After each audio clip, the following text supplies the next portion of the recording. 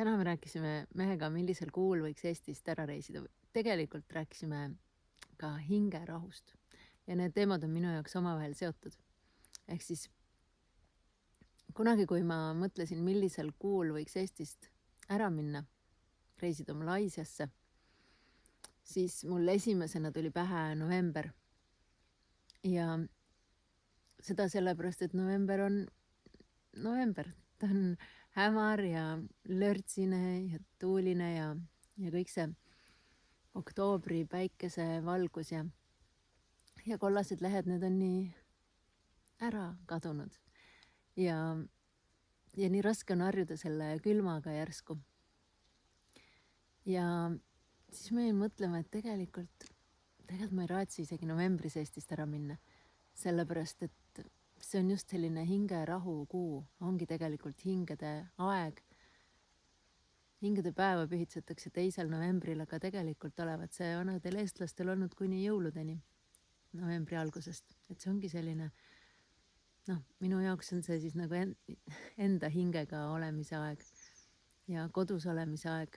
See, kui ei teki enam FOMO või sellist ärevust sellest, et ma peaksin kusagil mujal olema ja kõigest osa võtma ja kui päike paistab, siis õues olema. November on see kuu, kui ei peagi mitte midagi, kui see on järsku täielik rahu kuu.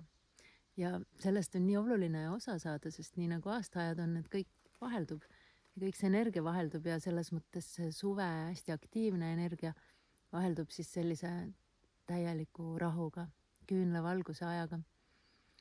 Ja lihtsalt selle nagu lihtsam on endale lubada seda mõtet, et ma lihtsalt magan.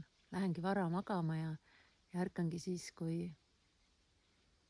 päike on tõusnud.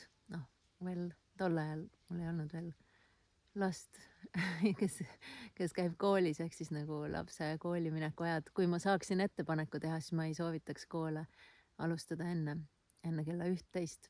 Lihtsalt, et olekski see aeglane ja rahulik hommik ja iseeneslik tõusmine, mitte südaööl tõusmise tunne, et nagu kus ma olen ja kuhu ma nüüd minema pean.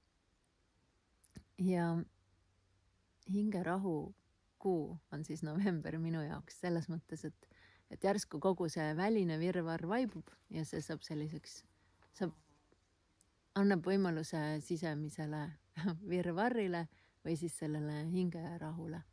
Ja hingerahu minu jaoks ongi see tunne või see kogemus, et ei pea millegi pärast muretsema, miski ei häiri, ma ei ole kellelegi mingeid ülesandeid võlgu või mingeid muid asju võlgu või keegi ei ole mulle.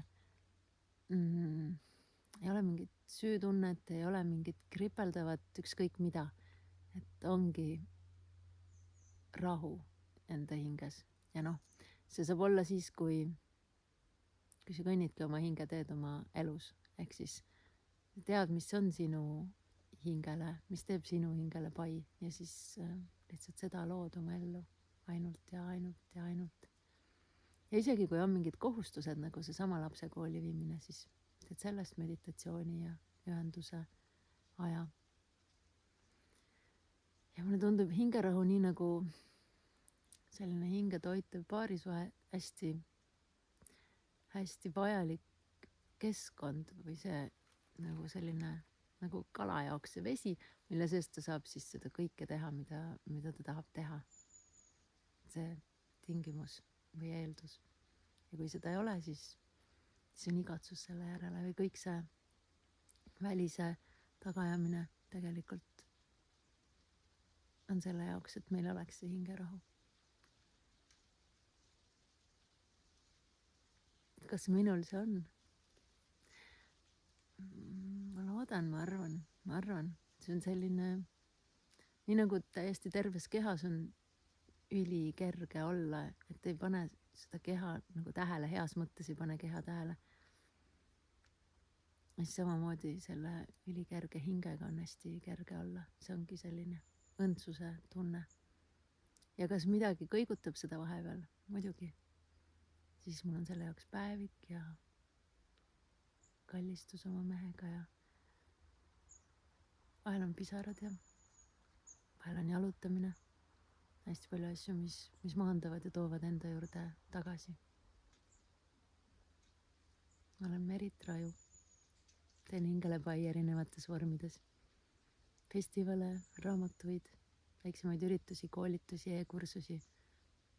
Kõike, mis minu hingest tuleb ja jagamist tahab. Ja olen kindel, et saan sind inspireerida.